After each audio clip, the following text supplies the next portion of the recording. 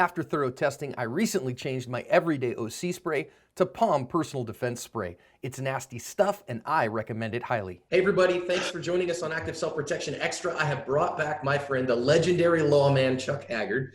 And we talked, if you go watch the main channel, you will see that I did a breakdown and analysis of Rayshard Brooks killing in Atlanta last week. But I am not a cop. And so I brought my friend and longtime law enforcement officer, Chuck Haggard, back to talk about that. Thanks for coming on, Chuck. My pleasure, John. And what I appreciate is, so like, Chuck, you and I, we took a class last weekend together, right? And we've trained together a bunch, and I've trained under you too. And, you know, your experience is, I mean, what, 35 years of law enforcement experience at this point? I'm in my 34th year right now. So you've been doing this a long time, done SWAT, done leadership, you know, all that stuff, still active in law enforcement. So let's talk about this particular incident, because of course it's another one that's just inflaming Americans. And, you know, it's not that I see good and bad. I mean, I think there's things that could go better, right? But I also see that there's multiple perspectives on different parts of this. So give me your perspective on how this whole thing went down.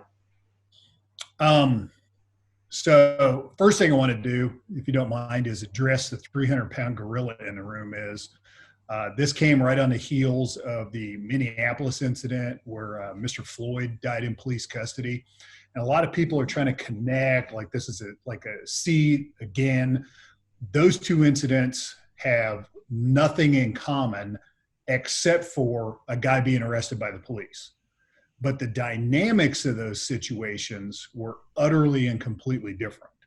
What we had that you could see on the video where Mr. Floyd died was an officer, in my opinion, committing a felony act that unfortunately you get to watch to everybody's horror. And then we come to the shooting incidents where Mr. Brooks died, and those two things are nowhere near similar in any way, shape, or form, except they are arrests. So, I mean, I get it. So my friends who are black, I mean, they go, hey, where the connection is, it's another black man killed by police. And, you know, everything was going so well right up until it didn't. Now, and of course, I think every cop I know, man, George Floyd, you watch the George Floyd video and you go, that was murder. I mean, that's not a question. There's nobody on the planet that is justifying what happened in Minneapolis. I don't even know how to pronounce the officer's name, the neon neck guy. Nobody's defending him. Officer Shelby. Nobody on the planet is defending him. Nobody I know is defending the officers who stood by, except to point out that, like, the one guy had 4 days on the job or something like that. Yeah, perhaps he reticent, like he didn't know, oh my God, what am I supposed to do with this? But in retrospect, I wish he'd have done something. You know, if I'd have been there, if you'd have been there, we'd have taken action, you know. But I just wanted to kind of get that out of the way. Sure. Far as I just got done watching your video on the Atlanta incident, and I've watched a bunch of the video, the Axon or the body-worn camera from the officer. We have the Wendy's surveillance video. We have the car camera, etc. There's a lot of solid video, a lot of audio on this. What I saw was a fairly normal interaction, and this sort of thing, this kind of show up, because the cops get called. They didn't choose to go there. They got called. And I can tell you, work a night shift for a lot of years, Friday nights, Saturday nights, where people have been out drinking. The dude passed out in the Wendy's, McDonald's, Hardee's, whatever drive-through is incredibly common. People being passed out in the Denny's parking lot, in the whatever places that are still open for food after the bars close. People being passed out in the parking lot that's Friday night, that's Saturday night. That's just one of them things, right? Yeah. People are going to call the cops. The business, if you were running McDonald's and a dude is passed out blocking your drive-through lane, you can't serve the customers. They're going to call the police on you. That's all there is to it. The business has to do business. So, that was pretty standard in dealing with Mr. Brooks. The two officers, you could tell one officer had a focus and a lot of training on DUI enforcement. That seemed very, very standard to me. Talking to him, trying to ascertain his level of sobriety or lack of sobriety, asking him to take the preliminary breath test to ascertain, is he over or under the limit on this, that kind of thing. Really pretty standard. And okay, so I'm seeing some folks that are asking, and saying, well, wait a minute, why didn't they just let him walk home? Like, they didn't actually see him driving. He was just passed out in a private business. And so is the fact that they just found him passed out in a business, is that something that matters in these instances, Chuck? I have not looked up this particular subset of Georgia law, but I can tell you in Kansas and in many states, driving is having operational control of the vehicle. So it would be common for people to be behind the wheel of the car is running. Sometimes it's even in gear, but it's, the wheels butted up against a parking block or something like that. So they have operational control of the vehicle. And that's what it takes to meet the criteria of DUI for, was I driving? Was I in control of the vehicle? So Georgia law may be worded that way. I suspect it is. I'd have to go look it up. Mm-hmm. But we both know there's a difference between dude is passed out in the drive-through lane and guy is sleeping one off. He's like, oh my God, I'm too drunk to drive. I'm just going to take a nap here in my car in this parking space until I sober up. That's not what happened. Mr. Brooks did not get drunk at the Wendy's because they didn't, if I found Mr. Brooks sleeping behind the wheel of the car on a tavern parking lot or a club parking lot, it may have been, he says, man, I was going to drive home and I just realized I was too drunk to drive. So I said, I'm going to sleep it off right here in the car. And, that's a thing. I mean, people do that. But in this case, but he didn't get drunk in the Wendy's parking lot. No, he didn't. Wendy's did not overserve him and he got drunk. That's not what happened. Right. So we know at one point he drove to the Wendy's. I'd even give him benefit of the doubt if he said, you know what, I don't know, my dog just died and I sat here in the Wendy's parking lot. I had nowhere to go and I drank all these bottles sitting right here. If that was my stop, I'd be like, okay, I'm going to have to call you a cab. Wendy's wants you off the lot because that's their parking lot. It's sure. Just like my living room, your living room. If I don't want you in my living room, you got to go. If Wendy's doesn't want you on the parking lot sleeping, you got to go. Otherwise, that's criminal trespass. So we know, you watch the interviews. He admitted that he drove there, he said, I don't blame anybody else for this. So the officer's doing an investigation. Okay, we know this guy's driving. Is he impaired? And that's pretty, it's pretty clear at this point. Now, some people are saying, but dude, he wasn't a danger to anybody. Why not just let him walk home? At what point do you stop giving people a pass for this kind of thing? You talked about in the other video being hit by a drunk driver and your Navy career ending. Yep. I've been hit by drunk drivers. I know people who have been killed by drunk drivers. The organization MAD, Mothers Against Drunk Driving, exists for a reason. Drunk driving is one of the leading causes of traffic fatalities in the United States. So at what point do you just stop giving people a pass? What point do you stop giving people a pass? At what point are adults responsible for their behavior?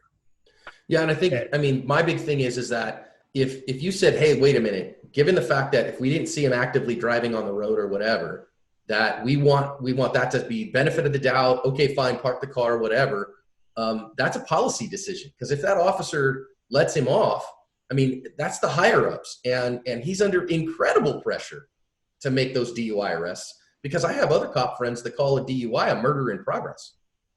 And, I can tell you that we have a lot of voices now talking about, well, why didn't they let Mr. Brooks go? I guarantee you that there are people who have pressured the city powers that be in Atlanta about drunk driving enforcement.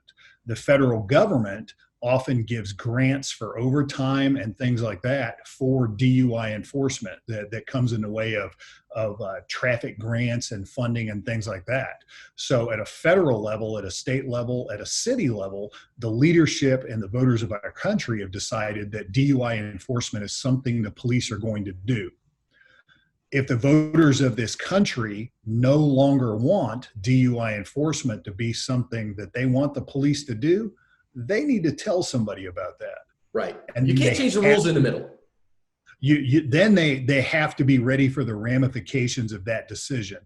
Right. Are you going to make the trade-off of probably going to see an increase in DUI fatalities, DUI wrecks, your insurance is going to go up, things like that? That's, you get the police enforcement you vote for ultimately, because your elected officials, the mayor of Atlanta tells the police chief, the city council of Atlanta tells the police chief how they want their enforcement to go. Right. The cops on the ground, they don't pick that assignment. That's the way it works. I mean, and you gotta, I mean, it's on his badge cam. If he goes, yeah, man, go ahead and walk home. I can imagine, Greg Ellifrit says this. He said, what if that guy decides to walk home to his sister's house, stumbles out in the street, gets hit by a car? And now is that cop in the city liable for that now? And how is that going to happen? How often is that an issue? And probably a pretty significant one. So well, I can tell you what 20-something-year-old Chuck used to do is be excessively nice to people, and it would often bite me in the butt. And I would let dude walk. And then just, if I had time, I'd sit down the block. Dude would walk 2 blocks down, come back around the corner, not see a police car in the area, hop right back in his car and drive away. Wow. Often people don't let you be nice to them because then they immediately turn it around and do dumb stuff. Wow. I've lost track of how many times I let a dude catch a cab, take a walk, have a friend come and pick him up. I had a guy that I arrested DUI twice in one night. I let him walk, slow night. We went around the corner to write up the call. I was with my FTO at the time. He came around the block, got in the car, was driving. We stopped him, arrested him, processed him for the DUI, took him to jail. He called his girlfriend. She came and got him on a signature bond. And when you do that in a DUI arrest, the way it used to be is you signed that you would be responsible for that person for at least the next 6 hours and not let them drive. She drove him right back to the car. Jeez. And let him get in the car and drive away. And we had another call in the area, and we both looked at each other like that's the dude's. Well, at first we thought somebody was stealing his car, right? And so we stopped the car to make sure somebody's not stealing drunk guy's car, and drunk guy's back in the car and gets his second DUI arrest that night. So yeah, I mean, you know, that's the flip side of why didn't you just let him walk home? Because you have to trust people's best intentions that they're going to do what that they say they're going to do. So I think we could say it's a lawful arrest, right? Okay, so fine. We know it's a lawful arrest. I think they used minimal force in terms of trying to hook him up. Actually, I think this is yet another glaring example of cases, and I know you've heard me say this before. And for people that want to look it up, the Kyle Dinkheller video where Deputy Dinkheller a number of years ago was murdered. I have an axiom that if you use enough force early enough, you don't have to use more force later to dig yourself out of a hole. So Deputy Dinkheller did not use enough low-level force, allowed the gentleman that killed him to go back to the truck, load a magazine, load a rifle, and eventually he lost a shootout to this guy. Yeah. In the Dinkheller case, people are like, well, why didn't he shoot early? Why didn't he shoot early? That's the wrong question. Deputy Dinkkeller was like a 300-pound, 6'4", 6'5" guy, young man, physically capable, even if he had no skills. When the guy was the crazy, I'm the Vietnam vet, and he's dancing around in that video, Deputy Dinkkeller had run up and bear hugged him, carried him over to the ditch, and slammed him in the grass. Would that have been a gunfight? No. No. When the guy charged him, if he'd have pulled his pepper spray out, pepper sprayed him, and then arm barred him into the ditch and arrested him, would that have been a gunfight? No. He didn't use enough force early enough. And then when he got himself dug into a deep hole, he wasn't a good enough shot to shoot his way out of it.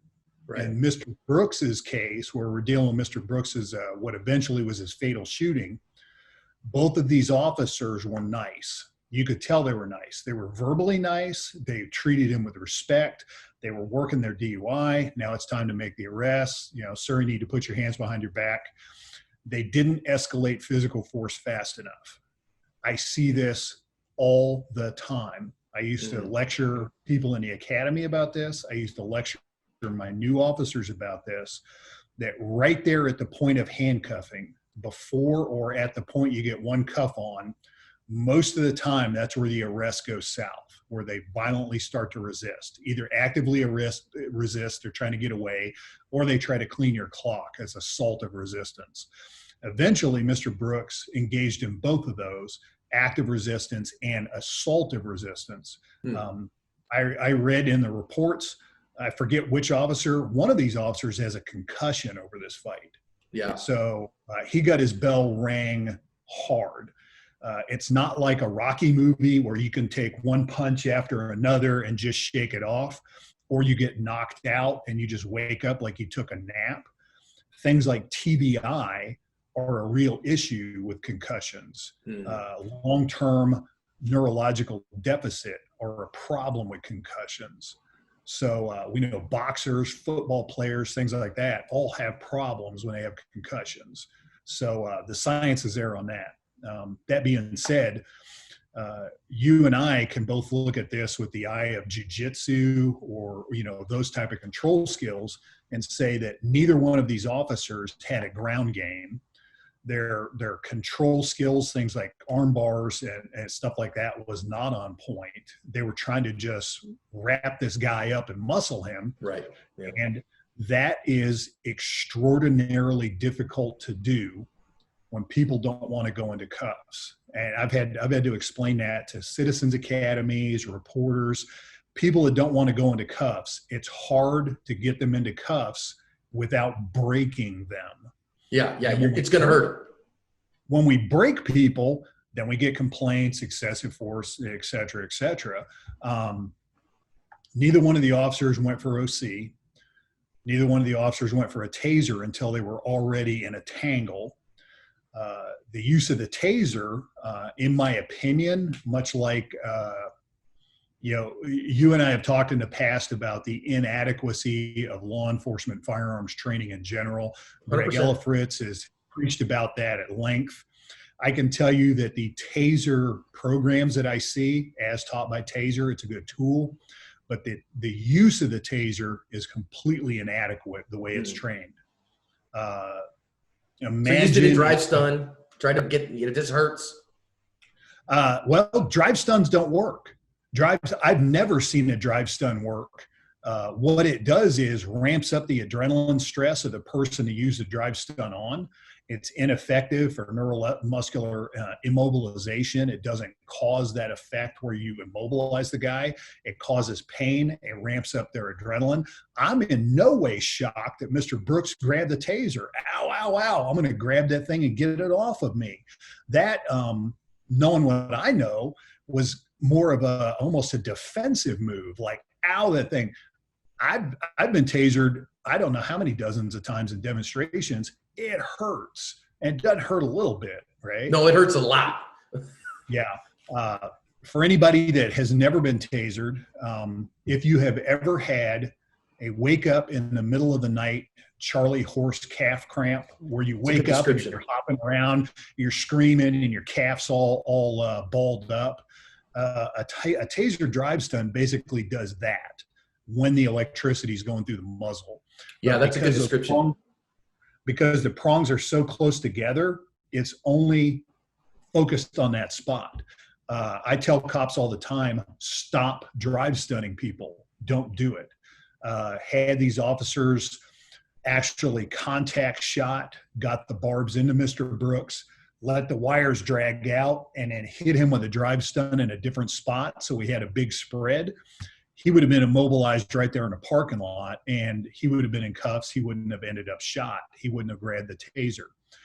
Quite frankly, I'm gonna throw out that because there's a huge misinformation campaign on chokeholds going on right now. So I'll throw out 140 plus years of sport judo in play, where various, and I'm using air quotes, chokes, because most of them are not chokes. They're pressure on the side of the neck. A choke cuts off the trachea, the air. That's why it's a choke. That's why your engine has a choke on it. That's why when you start your lawnmower, you have to turn the choke on to get it to fire up. You're cutting off the air. Vascular neck restraints, like the poorly misnamed rear naked choke in jiu-jitsu, put pressure on the side of the neck. So that people think it cuts off the carotids. It does not. It's physically impossible for a human to put that much pressure on there. Slows it down a little bit. Vagal nerve stimulation. So that when you rub that nerve, put pressure on that nerve, it lowers your blood pressure.